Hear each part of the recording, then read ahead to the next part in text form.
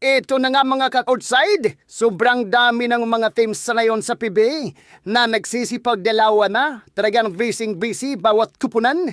Kumuha sila ng mga bigating players. Ngunit ang Barangay Hinebra ay hindi ito nagpapahuli.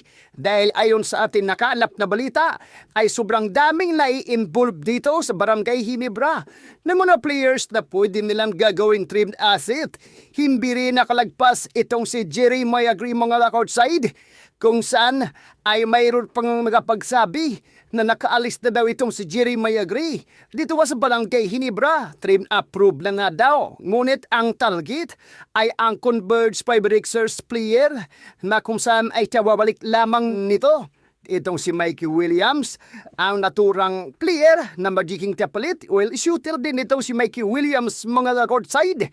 Para sa atin, malaki ang may tutulong nitong si Mikey Williams dito sa Barangay Hinebra kung sakaling magkakatotoo ang trade na ito. Dahil alam naman natin na itong si Mikey Williams kung ano ang daling dahilan kung bakit hindi nga pa nakuha ang kanyang napakagandang performance dito nga sa Converge Fiberexers dahil kababalik lamang nito sa katunayan ay lahat ay epektibo. Hindi nga gumagana ang diskarte ng Converge pag ito si Mikey Williams ang ipinapapasok dahil ito'y bago pa lang sa kanilang sistema.